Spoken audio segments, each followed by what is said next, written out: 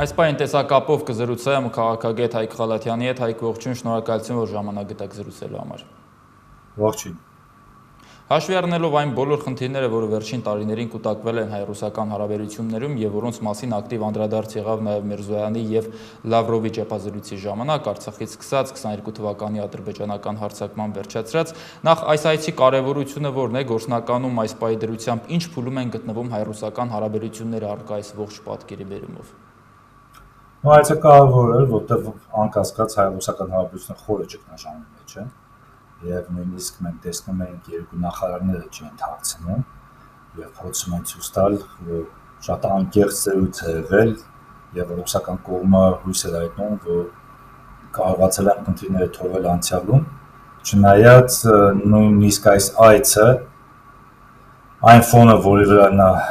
կատարվեց, մենք հիշում ենք այդ բողոքի ակցիաները,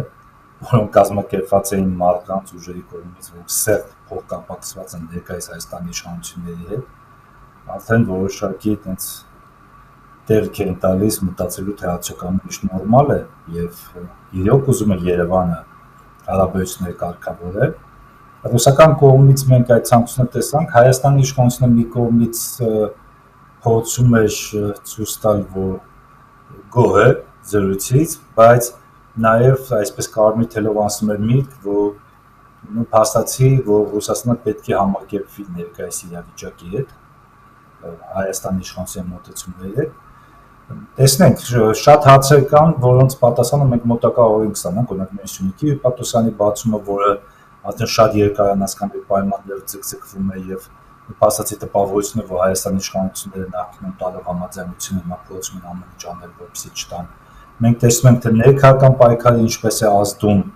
այդ երկու հարաբերությունների վրա, օրինակ տեսեք այսօր երբ որ խոսում են լրագրողներ հարց հնչեց, որ ըստ Հայաստանի արտգործնախարարի որևէ կոնկրետ քայլ չի պատրաստվում ձեռնարկվել Եվրոմիության հետ ինտեգրացիայի հարցում, բայց այդ ժամանակ հարցեց ապրում, այդ բաղկային ինչ է կորենք ընդունել, եթե չպլանավորվի որևէ քայլ իրական ձեռնարկենք։ Եվ նաև, ինչպես ասեցի, կարելի է ասել ներքաղաքական խնդիրները անկասկած է արդեն դա իշխանություն գնում է տեսանելի դառնում, որ Հայաստանի իշխանությունները պլանավորում են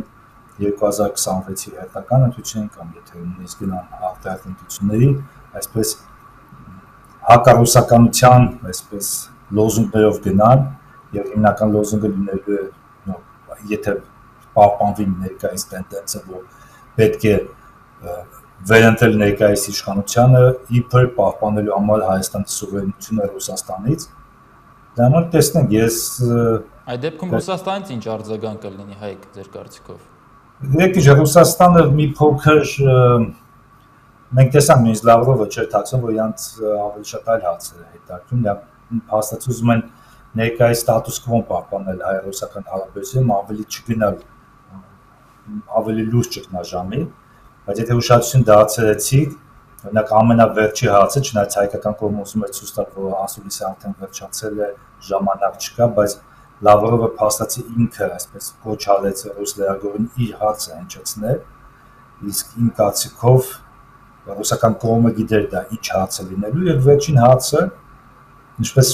Ռուսաստանը ընդունված է ասել, հիշվում է վերջին ասացվածքը, վերջին հարցը այն էր, որ դուք հաշվի առել եք տնտեսական կապերը մեր հետ եւ ԵՄ-ի հետ եւ ոնց է պատրաստվում գնալ դեպի Եվրոմիություն։ Դա արդեն ցույց տվեց, որ փաստացի կրկնեմ ռուսական կողմը մի կողմից չի ուզում գնալ ավելի սերման հարաբերությունների, բայց մյուս կողմից էլ փորձում է Հայաստանի հասարակությանը, Հայաստանի իշխանություններին բացատրել, թե դա ինչ հնարավոր բացասական հետևանքներ կարող է ունենալ Հայաստանի համար։ Հայկ Միրզոյանը ասուլիսի ժամանակ շեշտեց, որ չնայած առկա խնդիրներին, դժգոհությունների, որոնք պահպանվում են, միևնույն է Հայաստանի ղեկավարությունը չի պատրաստվում փոխել, ձևափոխել Ռուսաստանի հետ դաշնակցային հարաբերությունները, առավել եւս խզել դրանք, ավելի վաղ էլ Փաշինյանն էր վերջերս դրա մասին հայտարարել։ Ձեր կարծիքով արդյոք ինչով է սա պայմանավորված, ի վերջո որ Հայաստանի ղեկավարությունը Ռուսաստանի հետ կապեր խզելու կամ իրոք արևմուտք գնալու ցանկություն չունի իրականում, թե իրականում այդ ցանկությունը հիմա ինչ որ սպասողական վիճակում է հաշվի առնելով Ուկրաինայի շուրջ բանակցությունները, այն որ Թրամփի եւ Ռուսաստանի նախագահի միջև ակտիվ բանակցություններ են ընդունում, դիրքորոշումների համընկում կա եւ հիմա սպասողական վիճակ է։ Եկեք, ես իհարկե կարող եի հիշել, թե Իշքան դեպքեր են եղել, եւ Հայաստանի իշխանությունները հայտարարություններ են անում, հետո լրիվ 170 աստիճան այլ գործողություններ են դիմում, դες հիշեցնեմ Լեռնային Ղարաբաղի, Արցախի հետ կապված հարցերը, թե որոնք են կարմիր գծերը հայկական կողմի առաջնորդությունները եւ այլը, եւ մենք տեսանք, որ ի վերջո շատ հանգիստ Հայաստանի իշխանությունները այդ սկզբից անջատում համընթերության, հետո անվտանգությունը եւ իրավունքները Լեռնային Ղարաբաղի Արցախի բնակչության եկան ասան, որ Արցախը Ադրբեջանը եւ ոչ մեկ ձևակերպեն։ Հիմա դժվար է պատկերացնել, որ նույն Մեզուրանը Անդրեյ Լավրովի կողքը ասի չէ, գիտեք ինչ ուզում ենք փոխենք հրաժարեն դաշնակցության հարաբերությունից։ Հիմա հարց, եթե մտադիր չեն, ում ենթադրում ենք Մեզուրանի խոսքից, որ Հայաստանը պետք է վերադառնա ՀԱՊԿ։ ՀԱՊԿ-ը գլխավոր այսպես կառույցներից է, որը ամրապնդում է, որոնցում արտահայտվում է հայ-ռուսական դաշնակցային հարաբերությունը։ Հիմա տեսնենք, վերադառնալու է Հայաստանի իշխանությունը, սկսելու են կրկին ֆինանսավորել ՀԱՊԿ-ը, թե ոչ։ Իմ կարծիքով դժվար է։ Կամ ձեր խոսքերին մի բան ավելացնեմ, մենք վերջին օրերին տեսանք արդեն բանակցային գործընթացում Երևանի եւ Բաքվի Ադրբեջանի նախագահի օգնականի կողմից արդեն փաստացի պահանջ է հնչում Հայաստանին, որ Հայաստանի տարածքում պետք է չլինեն երրորդ երկրների զինված ուժեր։ Ինչքան էլ Ռուսաստանում փորձ են դա ձևակերպել, որ իբր դրատակ երևի նկատի ունեն եվրոպական դիտորդական առաքելությանը, բայց որպես համար հասկանալի չէ, որ զինված ուժեր երրորդ երկրներ դա միայն ռուսական ռազմաբազաներ եւ սահմանապաններ են Հայաստանում։ Մենք արդեն տեսել ենք, որ չեն բացառում։ Անկախ նրանից, որ դա Ադրբեջանի սահմանի հետ կապ չունի։ Այո, այնտեղ հենց հստակ դա ձևակերպվել է եւ հիշում եք, չէ, որոշ տվյալների, օրինակ նույն Տավուշից, Սյունիքից ռուսական զինծառայողների դուրս բերումը,